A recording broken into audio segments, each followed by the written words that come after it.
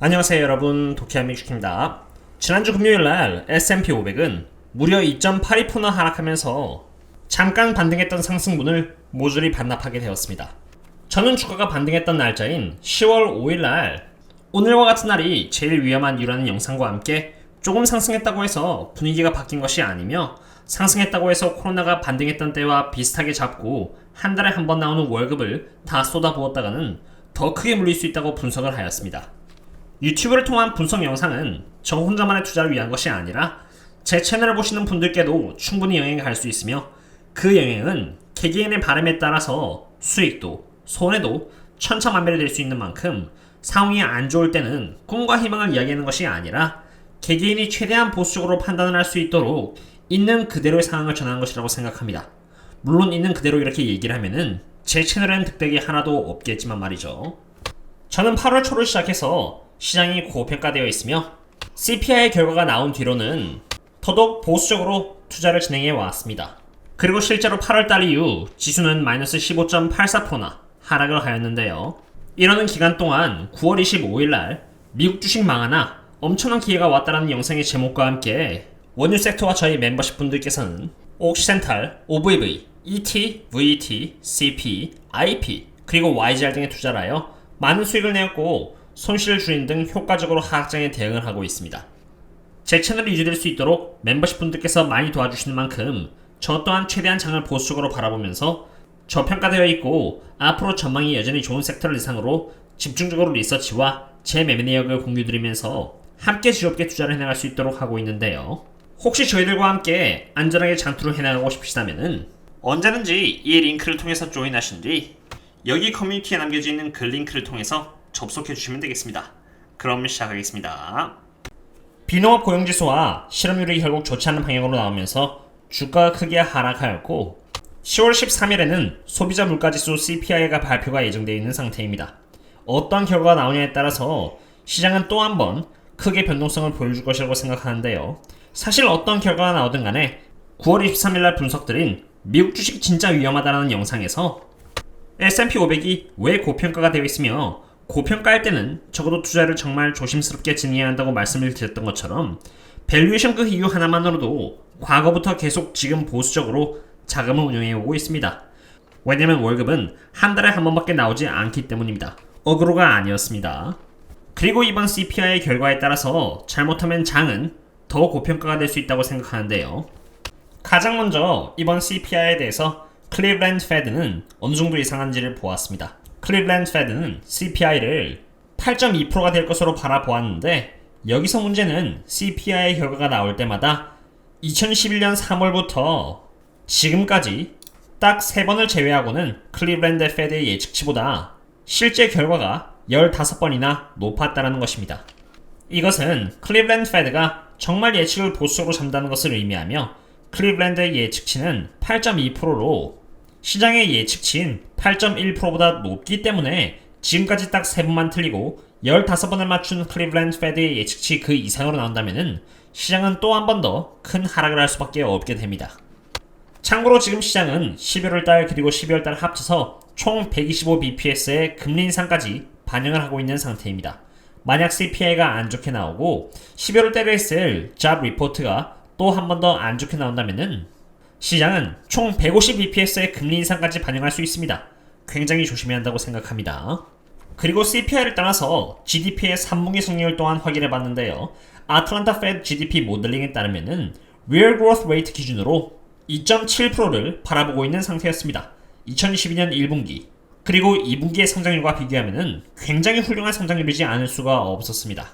Real Growth Rate를 포함한 Nominal GDP는 CPI를 굉장하게 밀접하게 따르는 편인데요. CPI가 3분기에 8% 이상 나올 확률이 굉장히 높은 만큼 미국 GDP의 성장률을 노미널 기준에서 연 기준으로 바라본다면 11% 성장할 수 있게 됩니다. 노미널 기준으로 1분기의 GDP 성장률 6.6% 그리고 2분기는 8.5%라는 것과 비교했을 때 11%의 GDP 성장률을 감안한다면 이것은 엄청난 성장세입니다. 인플레이션이 포함되어 있는 이 노미널 GDP의 기준입니다. 조금 더 이해가 쉽도록 과거의 자료까지 갖고 와봤습니다. 인플레이션이 높았던 시기인 1970년, 2000년 그리고 오늘날의 시기를 보시면은 높은 노미널 GDP의 성장률은 높은 인플레이션과 함께 동반을 해왔습니다. 이렇게 말이죠. 다시 말씀드리지만 리얼 GDP 기준으로 하는 게 아니라 가격 인상률, 즉 인플레이션이 감안되어 있는 노미널 GDP 성장률을 기준으로 한 것입니다. 그리고 오늘날 기준으로 이렇게 약 9.6%에 위치해 있는데요. 여기서의 문제는 이 9.6%라는 숫자가 인플레이션을 낮추기 위해서는 여전히 너무나 큰 폭으로 올라와 있다는 것입니다. 연준은 수요 컨트롤을 함으로써 경제를 최대한 이렇게 늦추고 싶은데 지금은 너무나도 GDP 성장률이 높은 인플레이션과 함께 높게 위치해 있다는 것이죠. 연준이 빠른 기간 내에 매파적인 제스처에서 비둘기적인 제스처를 보이지는 않을 것이라고 생각되며 이미 밸류에이션 관점에서 바라봤을 때 S&P 500은 여전히 고평가이기에 S&P 500이나 나스닥이라는 지수는 물론이거니와 S&P 500에서 27%의 비중을 차지하고 있는 기술주에는 투자를 굉장히 보수적으로 잡을 것 같습니다. 그럼 반대로 어떻게 대응을 해야 할까요? 아마 예상하셨겠지만 S&P 500에서 가장 적은 비중을 차지하고 있어 지수의 영향을 가장 덜 받고 그와 동시에 WTI의 지표를 밀접하게 따르는 에너지 섹터입니다. 참고로 저는 이제 이걸 처음 말씀드리는 것이 결코 아닙니다. WTI가 이렇게 70달러대에 진입했을 때 돈을 벌 수 있는 절호의 기회라고 영상을 이미 수차례 올렸고요. 어느새 벌써 93달러까지 와버렸습니다.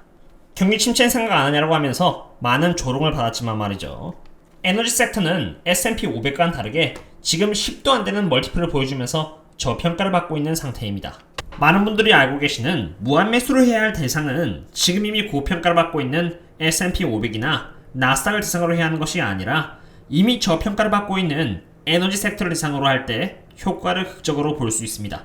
왜냐하면 이미 저평가라는 안전장치가 마련되어 있을 뿐만이 아니라 겨울은 오고 있고 참고로 독일의 전기세는 2020년 4월달 대비해서 약 2800%나 올랐습니다. 중국의 락다운이 풀리는 것은 시간 문제이며 유가가 높아지는 이유 중 가장 큰 이유를 차지하고 있는 수요와 공급의 문제가 해결되려면 2014년 그 이후까지도 바라봐야 하기 때문입니다.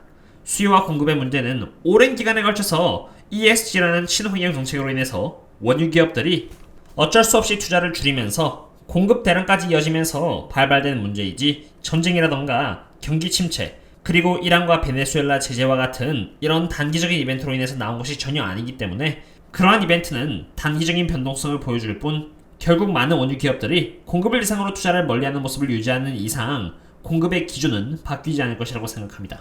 그리고 사실 이미 환경에 악한 역할을 하고 있는 원유 기업들은 정부의 도움을 받지 못해 코로나 기간에 100여 개 이상의 원유 기업들이 파산해버렸습니다.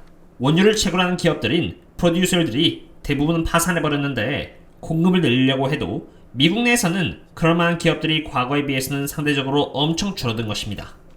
저와 저희 멤버십 분들께서 지금 투자를 하고 있는 원유 기업들 중에서도 특히 CPE는 단기적으로 43%나 상승했습니다. 단기적으로 너무 많이 오른 만큼 차익 실현으로 인해서 언제 한번 주가가 조정을 받는다고 해도 전혀 이상하지 않다고 생각합니다.